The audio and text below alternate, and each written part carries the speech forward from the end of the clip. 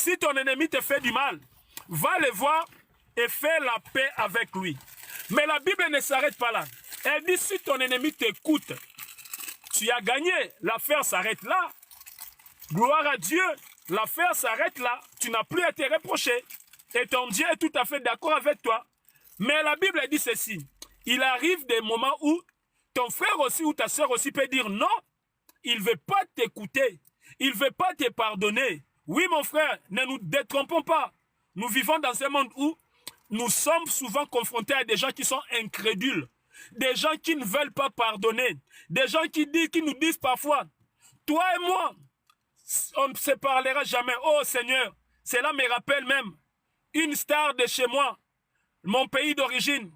La star en question, un musicien, était en conflit avec un autre musicien. Je me rappellerai toujours de cette star-là. Les musiciens-là, il avait dit publiquement, à cause de tous les mal que l'autre m'a fait, plus jamais on se parlerait dans la vie. Et voire même si je meurs, je ne veux pas qu'il se présente dans mes obsèques. Et moi aussi, même s'il meurt, je ne me présenterai jamais dans ses obsèques. Oui, mon frère, laisse-moi te dire, la personne qui avait dit cela, au moment où je vous parle, elle est décédée. Et l'autre est resté en vie. Et comme il l'avait dit, dans ses obsèques, l'autre a été empêché de venir. Je ne suis pas là pour juger. Je ne suis pas là pour porter les jugements. C'est seul Dieu qui nous jugera à la fin des temps. Mais tout ce que je sais, la Bible me dit, si tu meurs dans un état de conflit et que tu ne les répares pas tout au long de ta vie, de ton vivant, tu ne verras jamais la gloire de Dieu. Cela est clair dans le livre d'Hébreux chapitre 12, 14. Hébreux 12, 14 nous dit ceci. Recherchez la paix avec tous et la sanctification sans laquelle personne ne verra l'Éternel. Donc toi qui aspires au salut au dernier jour, laisse-moi te dire, aussi longtemps que tu ne feras pas la paix avec ton ennemi, si la mort te surprend dans cet état, rassure-toi, tu ne verras jamais la gloire de Dieu. Voir la gloire de Dieu a plusieurs sens. C'est aussi, tu ne seras jamais sauvé. Ta place est tout droit en enfer. Ce n'est pas moi qui l'ai dit, mais c'est Hébreux 12, 14 qui l'ai dit. Voilà pourquoi il est de notre intérêt de tout faire pendant que nous sommes en vie, afin de régler tous les conflits que nous sommes en train d'entretenir. Jusque-là, mon frère, ma soeur. Oui, je prends Hébreux 12, 14, nous dit ceci. Hébreux 12, 14. Recherchez la paix avec tous et la sanctification, sans laquelle personne ne verra le Seigneur. Vous comprenez, mes frères et sœurs? Vous qui continuez d'entretenir les conflits, vous croyez comme si le temps vous appartenait. Vous croyez comme si l'avenir vous appartenait. Vous croyez comme si vous êtes le seul maître de votre avenir. Laisse-moi te dire, mon frère, ma soeur, l'instant même où nous sommes en train de partager au travers de ces lives, cela nous appartient. Mais juste les instants d'après ne nous appartiennent pas. Cela appartient à l'Éternel. Voilà pourquoi cela me ramène même à un parabole dans la Bible. La Bible nous dit ceci. Là, c'est le Seigneur Jésus-Christ qui raconte ces paraboles. Il dit ceci. Il y avait un homme qui avait tellement ramassé de l'argent dans le monde. Il avait tellement travaillé au point qu'il était devenu tellement riche. Mais seulement un jour, cet homme, il avait résolu de planquer toute sa fortune, afin maintenant de faire de la fête, de s'amuser avec les femmes, d'aller en boîte, de prendre de la bière, de prendre de la cigarette, de mener une vie qui ne pouvait pas honorer à l'Éternel. Il avait résolu de mener une telle vie.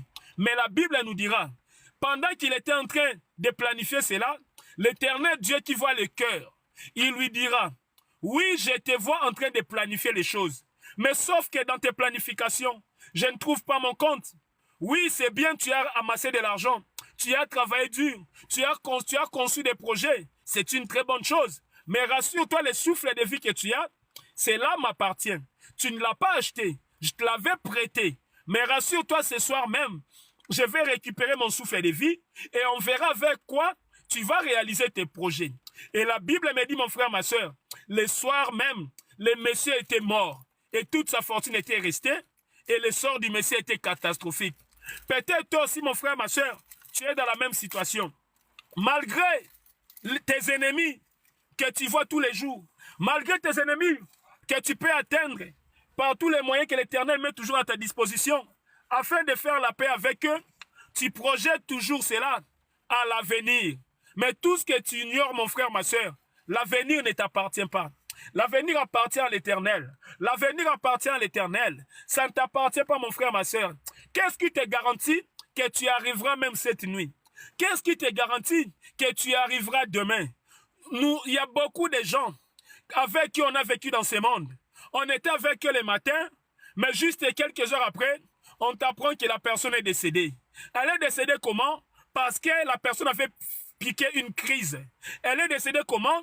Parce qu'elle avait connu un accident de route. Elle est décédée comment? Parce qu'elle avait mal à la tête et une fois allée à l'hôpital, ça s'est transformé en comment?